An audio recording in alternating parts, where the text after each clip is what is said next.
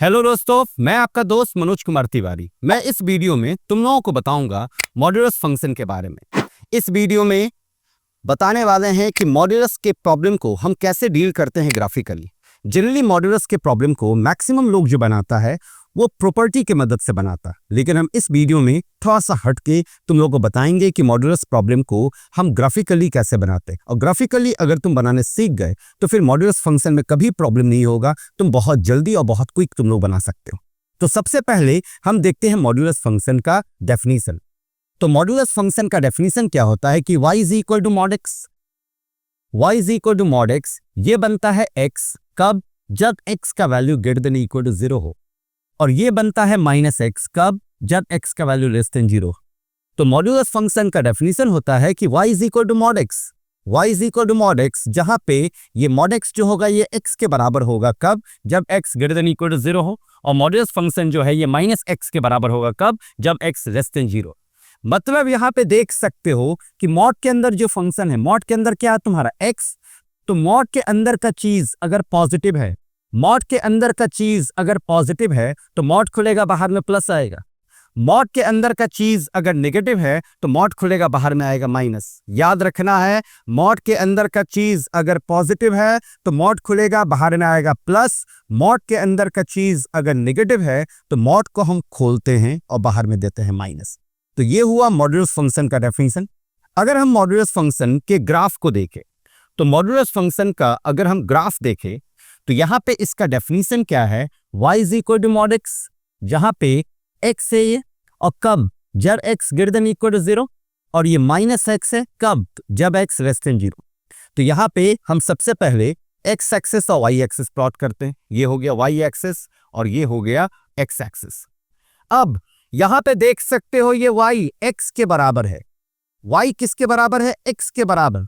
तो y equal to x का graph सभी लोगों को पता है कि y इक्वल टू एक्स का ग्राफ कुछ ऐसा होता है, लेकिन ये y इक्वल टू एक्स तो पूरा नीचे तक जाता है। बट यहाँ पे क्या देख रहे हो, ये y x के बराबर कब होगा? जब x greater than equal to 0 है। ये y x के बराबर कब होगा? जब x greater than equal to 0 है। लेकिन इस पोर्शन में हम क्या देख रहे हैं कि इसमें x निगेटिव भी है। क्यों? क्योंकि इस साइड x निगेटिव होता है, इस साइड x क्या होता है? पॉजिटिव। लेकिन ये जो ग्राफ है, ये y इक्वल टू एक्स का जो ग्राफ है, ये केवल कब एप्लीकेबल है? जब x greater than equal to 0 होगा। तो जब x greater than equal to 0 होगा तभी एप्लीकेबल है। मतलब ये पोर्शन तुम्हारा एप्लीकेबल नहीं होगा। ये पोर्शन क्यों नहीं एप्लीकेबल होगा? क्योंकि इस पोर्शन में x का वैल्यू नेगेटिव है। तो x का वैल्यू नेगेटिव है, उस वजह से हम इस पोर्शन को हटा देते हैं यहाँ से। तो अगर ये पोर्शन हट गया तो ये ग्राफ बचा। अब यहाँ पे y माइनस एक्स के बराबर है। y माइनस एक्स के बराबर कब होगा? जब x लेस देन 0 है।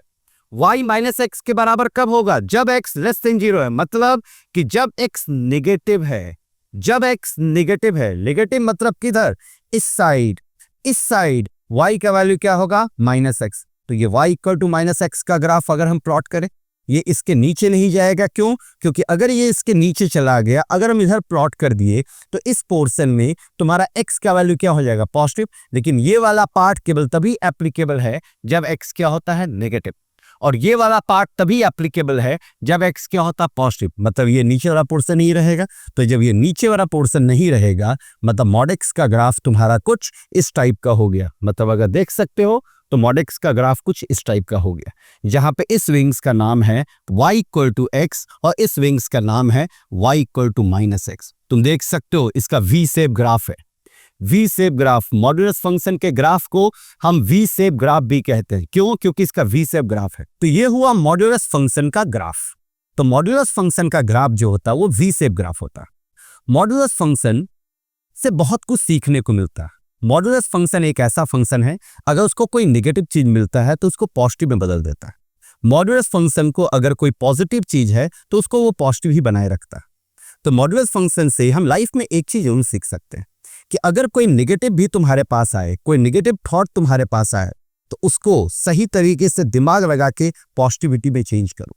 या कोई नेगेटिव आदमी तुम्हारे पास आता है तो उसको अपने इम्पैक्ट से उसको पॉजिटिव बनाओ, उसके थॉट को पॉजिटिव बनाओ। तो मॉड्यूलस फंक्शन इसलिए वी शेप होता है क्योंकि वी का मतलब विक्ट्री होता है, और मॉड्यूलस फंक्शन हमेशा विक्ट्री की ओर जाता है। क्यों? क्योंकि मॉड्यूलस फंक्शन का सोच ही ऐसा है।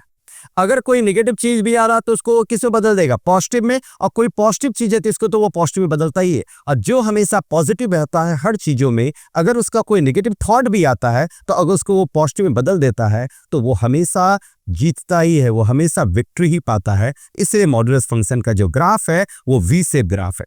तो मॉड्यूलस का ग्राफ कैसा हो गया, वी शेप। और हम यहाँ पे देखेंगे कि मॉड्यूलस फंक्शन का दो विंग्स होता है, एक विंग्स ये हुआ और एक विंग्स ये।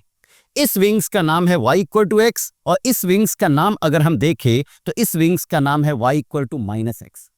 अब यहाँ पे सवाल ये उठता है कि मॉड्यूलस फंक्शन को किस तरह से यूज करके, इस ग्राफ को किस तरह से यूज करके हम मॉड्यूलस फंक्शन के प्रॉब्लम को बनाएंगे। जैसे अगर मान लो मेरे पास मॉड्यूलस फंक्शन का एक प्रॉब्लम है कि मॉड एक्स ग्रेटर देन 3, हमको इसका प्रॉब्लम बनाना, मॉड एक्स ग्रेटर देन 3। तो गौर करो, अभी हम क्या बताए थे कि y is equal to mod x है। तो जहां भी तुमको मॉड्यूलस दिखे, जहां भी तुमको मॉड्यूलस दिखे उसके जगह पे तुम y बैठा दो, y ग्रेटर देन 3। मतलब यहां पे प्रॉब्लम ऐसा है कि मॉड एक्स अगर 3 से बड़ा है, मॉड एक्स अगर 3 से बड़ा है तो x का वैल्यू क्या होगा।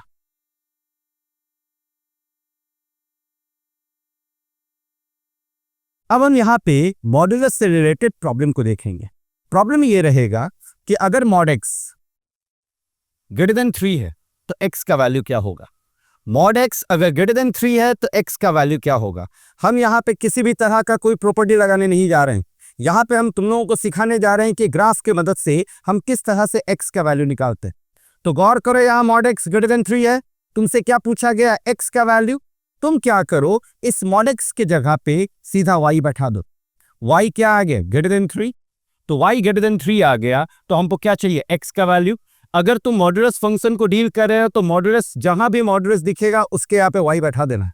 तो y क्या आ रहा, 3 से बड़ा, एकदम आराम से आ जाओ, y 3 से बड़ा। तो पहले देखो y 3 कहां पे होगा, तो ये हो गया 1, ये हो गया 2, ये हो गया 3, मतलब y का वैल्यू यहाँ पे 3 है। अब किसका वैल्यू चाहिए, x का। तो अगर x का वैल्यू चाहिए, y पता हो x का वैल्यू चाहिए तो लाइन ड्रॉ करना x के पैरेलल। y पता हो x का वैल्यू चाहिए तो लाइन ड्रॉ करना x के पैरेलल।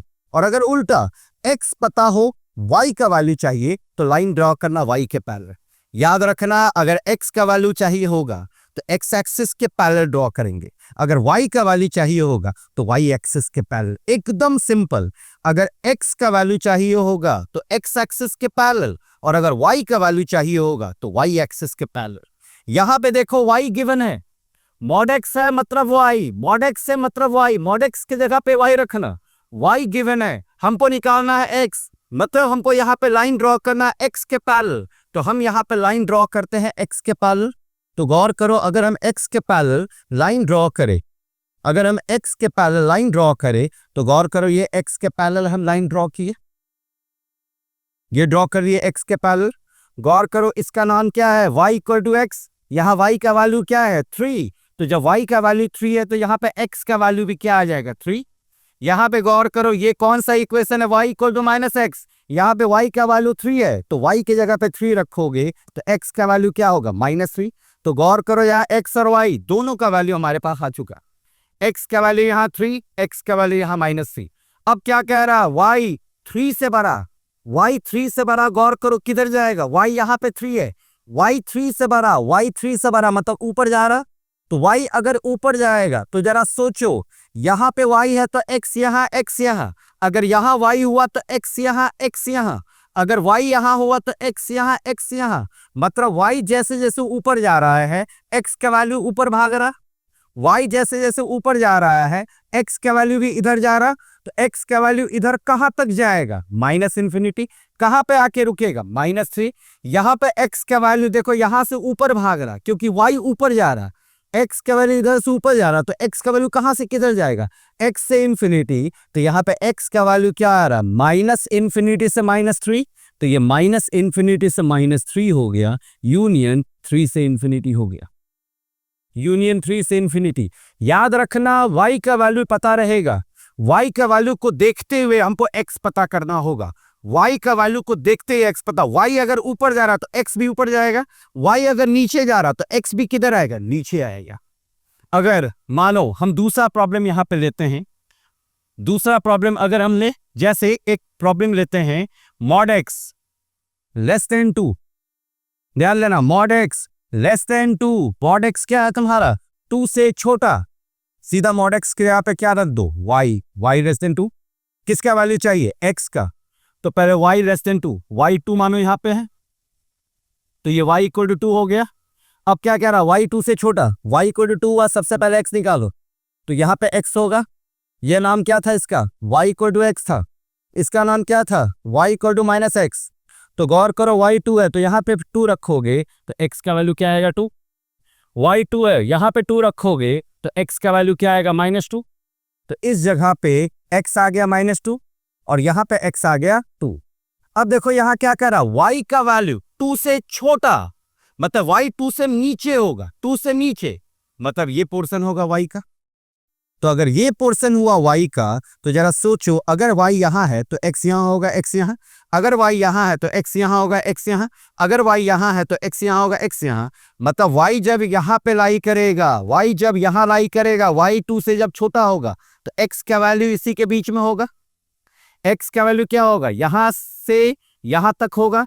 तो गौर करो यहाँ पे x का वैल्यू क्या है -2, यहाँ पे x का वैल्यू क्या है 0 और यहाँ पे x का वैल्यू क्या है 2, मतलब x का जो वैल्यू है वो -2 और 2 के बीच में लाई करेगा। तो इस केस में x क्या आ जाएगा, -2 से 2 के बीच, x क्या आ जाएगा -2 से 2 के बीच। जैसे और एक प्रॉब्लम अगर हम ले, जैसे मेरे पास अगर थोड़ा सा प्रॉब्लम चेंज करते जा रहे हैं, मानो ऐसा प्रॉब्लम है कि मॉड x जो है वो 2 और 4 के बीच है, ध्यान देना, मॉड x 2 और 4 के बीच, तो मॉड x के यहाँ पे क्या रख देंगे y, तो यहाँ y रखें, ये क्या आ गया 2 और 4 के बीच। चलो 2 और 4 के बीच हमको क्या निकालना है, x निकालना है, तुम बताओ y यहाँ पे 2, y यहाँ पे 2, y 4 यहाँ पे y इक्वल टू 4, y पता है x निकाल लो, x यहाँ पे क्या आ जाएगा 2, यहाँ पे x क्या आ जाएगा -2, यहाँ पे x क्या आ जाएगा 4, यहाँ पे x क्या आ जाएगा -4। ऐसा क्यों बना, क्योंकि इसका नाम इसका इक्वेशन क्या है, y इक्वल टू x है और इसका इक्वेशन क्या है, y is equal to -x। चलो अब y का वैल्यू 2 और 4 के बीच, तो y का वैल्यू 2 और 4 के बीच मतलब इसके बीच में होगा। तो अगर y का वैल्यू 2 और 4 के बीच में है मतलब इसके बीच में है, तो जरा सोचो x का वैल्यू कहाँ आएगा, इसके बीच में आएगा, x का वैल्यू कहाँ आएगा, इसके बीच में आएगा, क्योंकि y अगर इसके बीच में है तो x भी इसी के बीच में होगा और x भी इसी के बीच में होगा। तुम बताओ x कहाँ से कहाँ है, -4 से -2 है और यहाँ पे x कहाँ से कहाँ है, 2 से 4 है, तो इसका आंसर क्या आ जाएगा, x बिलोंग्स टू -4 से -2 यूनियन 2 से 4, यूनियन 2 से 4। हर एक सवाल का, मॉड के हर एक सवाल का जवाब इस ग्राफ में छिपा है, बिना कोई फॉर्मूला, बिना कोई मतलब बिना किसी फॉर्मूला के कोई कुछ याद नहीं करना है और हम सबका जवाब निकाल सकते हैं और तुम लोग भी निकाल सकते हो। अगर माना मॉड x है ऐसा -3 और -1 के बीच, सोचो मॉड x -3 और -1 के बीच तुमको चाहिए x का वैल्यू, तो मॉड x के जगह पे हम क्या रखे y क्या आ गया -3 -1, तो गौर करें यहाँ पे y क्या आ जाएगा -1, यहाँ पे y क्या आ जाएगा -3, y इसके बीच में लाई कर रहा, y इसके बीच में लाई कर रहा है। तुम देखो इसके बीच में कहीं ग्राफ है, कोई ग्राफ नहीं है, तो इसके बीच में y तो लाई कर रहा बट ग्राफ तो है ही नहीं। तो जब ग्राफ नहीं है मतलब इसमें x का वैल्यू कुछ नहीं होगा, तो जब x का वैल्यू कुछ नहीं होगा तो आंसर क्या आएगा, x बिलोंग्स टू 5। और तुम देख भी सकते हो मॉड x हमेशा कैसा फंक्शन होता है, पॉजिटिव फंक्शन, हमेशा पॉजिटिव फंक्शन होता है। तो कोई भी पॉजिटिव चीज नेगेटिव के बीच में तो लाई कर ही नहीं सकता, तो जब नेगेटिव के बीच में लाई नहीं करेगा मतलब ये एब्सर्ड चीज है, ये गलत चीज है। तो जब ये गलत चीज है तो इसका आंसर क्या आएगा, x belongs to 5, x belongs to 5। बहुत सारे क्वेश्चन, तुम कोई भी सवाल इस पे बना सकते हो, मॉड का कोई भी सवाल जो चाहो तुम इस पे बना सकते हो। जैसे अगर हम एक और प्रॉब्लम देखें, मानो मेरे पास प्रॉब्लम है मॉड x -2 और 3 के बीच, मॉड x -2 और 3 के बीच, मॉड x के यहाँ पे क्या रखेंगे y क्या आ गया -2 और 3 के बीच। सोचो -2 कहाँ होगा, इस जगह पे होगा y इक्वल टू 3 कहाँ होगा, यहाँ पे होगा 3। अब ये क्या कह रहा है, y 3 है, x का वैल्यू चाहिए तो पैरेलल टू x ड्रॉ किए, यहाँ पे x का वैल्यू 3 होगा और यहाँ पे x का वैल्यू क्या होगा -3। अब देखो यहाँ y इक्वल टू -2 है, इधर कोई ग्राफ नहीं है, यहां से यहां तक कोई ग्राफ नहीं है, मतलब ये यहां से यहां तक जो y का वैल्यू है वो वेस्ट है, उसका कोई जरूरत ही नहीं है, वो जबरदस्ती दिया है। तो इसी चीज को हम इस तरीके से देख सकते हैं कि y जो है वो 0 और 3 के बीच, y जो है वो किसके बीच में, 0 और 3 के बीच है y। तो यहाँ पे y क्या है, 0 और 3 के बीच। तो y जब 0 और 3 के बीच में है, मतलब इसके बीच में y लाई कर रहा। तो जब y इसके बीच में लाई करेगा तो खुद सोचो x कहां से कहां लाई करेगा, इसके बीच में लाई करेगा और इसके बीच में लाई करेगा। तो x का वैल्यू क्या हो जाएगा, -∞ से -3। तो यहाँ पे x आ जाएगा -3 से 3, यहाँ पे -3 से 3, यहाँ पे इक्वालिटी नहीं है तो इसलिए ओपन इंटरवल। एकदम आराम से मॉड के हर एक प्रॉब्लम का सलूशन तुम निकाल सकते हो, हर एक प्रॉब्लम का सलूशन निकाल सकते हो with the help of graph. कोई चीज रट्टा मारने का जरूरत नहीं है, एकदम आराम से, कहीं कोई कंफ्यूजन नहीं होगा, बहुत इत्मीनान से निकाला जा सकता है अगर इसको अच्छे से तुम लोग समझ गए हो तो। इस वीडियो में तुम लोगों को हम केवल बताए हैं कि मॉड एक्स के प्रॉब्लम को हम ग्राफिकली कैसे डील करते। कोई भी सवाल अगर उठा ले, मानो एक सवाल और उठाते हैं, मॉड एक्स अगर तुम्हारा कह रहा है कि -3 से बड़ा, मॉड एक्स -3 से बड़ा, ठीक है, तो मॉड एक्स -3 से बड़ा, इसको अगर हम डायरेक्ट चाहे तो वैसे भी निकाल सकते, लेकिन हम यहाँ पे सीधा ग्राफिकली देखना चाह रहे हैं। तो मॉड एक्स के यहाँ पे क्या रखे, y ग्रेटर देन -3। तुम बताओ यहाँ पे y इक्वल टू -3 हुआ, y इक्वल टू -3, ये y क्या कह रहा है, -3 से बड़ा, तो y -3 से बड़ा तो ऊपर पूरा कवर करेगा, y -3 से बड़ा ऊपर पूरा कवर करेगा। तो गौर करो, जब ये पूरा y को कवर कर रहा है तो इस यहां से यहां तक वाले y में ये पूरा ग्राफ भी तो कवर हो रहा है। तो जब ये पूरा ग्राफ कवर हो रहा है तो x भी पूरा कवर हो जाएगा, -∞ से 0, 0 से ∞। तो यहाँ पे x का वैल्यू क्या हो जाएगा, -∞ से 0, मतलब -∞ से 0, 0 से ∞, मतलब यहाँ पे x का वैल्यू क्या हो जाएगा, -∞ से +∞, मतलब कह सकते हो x belongs to what, r।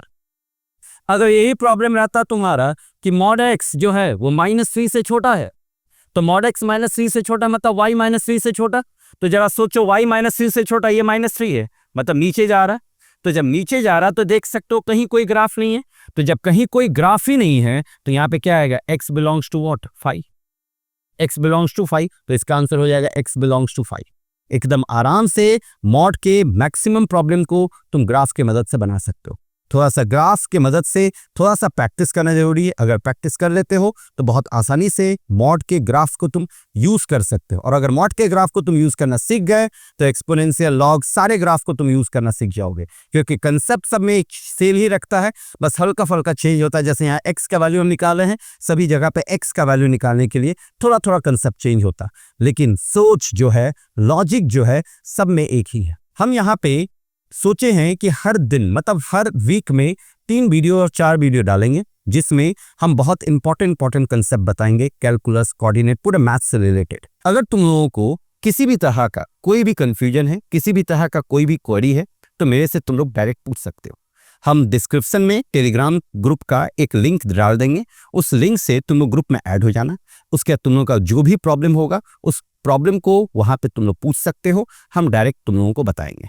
हम अपने चैनल पे, हम इस चैनल पे बहुत सारा वीडियोस डालेंगे मैथ्स का, 11th का, 12th का, जो कि तुम लोगों के लिए बहुत बेनिफिशियल होगा। तो तुम लोग देखते रहो। तुम लोग को कोई भी कंफ्यूजन होता, किसी भी तरह का कंफ्यूजन होता, तो तुम लोग पूछ सकते हो। इसमें हम जेईई से रिलेटेड, बोर्ड से रिलेटेड बहुत सारा वीडियोस डालने वाले हैं। बहुत इंपॉर्टेंट कंसेप्ट हम यहाँ पे डील करेंगे, कंसेप्ट बताएंगे, सिखाएंगे तुम लोगों को, और कुछ प्रॉब्लम भी देंगे तुम लोगों को कि तुम लोग प्रॉब्लम भी बना सकते हो, जो कि तुम लोगों के लिए बहुत बेनिफिशियल होगा, जेईई के पॉइंट ऑफ व्यू से भी और बोर्ड के पॉइंट ऑफ व्यू से भी। जो लोग क्लास 11th में हैं उनके लिए भी बहुत इंपॉर्टेंट होगा, और जो क्लास 12th में उनके लिए तो इंपॉर्टेंट होगा ही होगा।